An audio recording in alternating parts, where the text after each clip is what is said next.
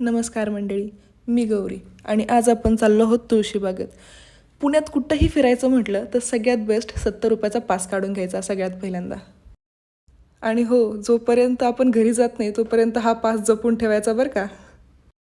तर आता आपण उतरलो आहोत दगडूशेठ गणपतीच्या स्टॉपला आणि तिथून पुढे आपण जाणार आहोत चालत तुळशीबागेत.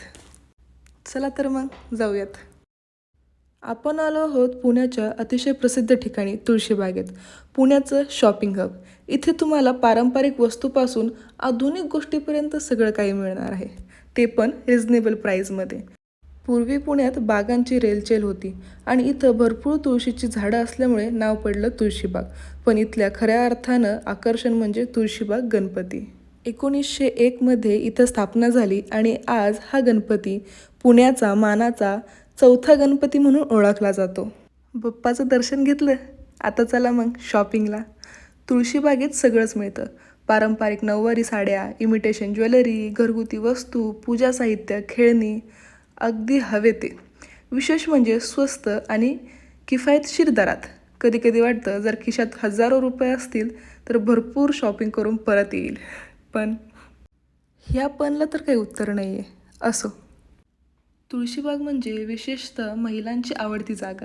इथे मिळणारी पारंपरिक ऑक्सिडाईज ज्वेलरी म्हणा, बांगड्या, नथ, कानातले खरंच बजेट फ्रेंडली आणि स्टायलिश असतात.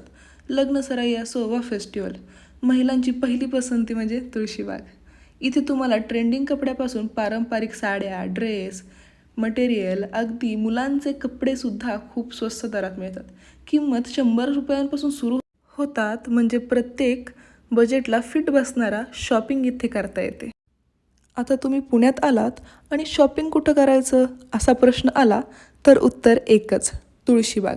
इथल्या गल्लीबोळात हरून जाणं हीच खरी मजा आहे. चला आजचा व्लॉग इथे संपूया. पण लक्षात ठेवा, पुण्यात आलात, तुळशीबागेत न गेलात तर तुमचा पुणे दौरा अपूर्णच. व्हिडिओ आवडला असेल तर लाईक करा, कमेंट करा आणि चॅनलला सबस्क्राईब करायला विसरू नका. पुढच्या व्लॉगमध्ये भेटूया एका नवीन ठिकाणी, एका नवीन गोष्टीसोबत. तोपर्यंत नमस्कार.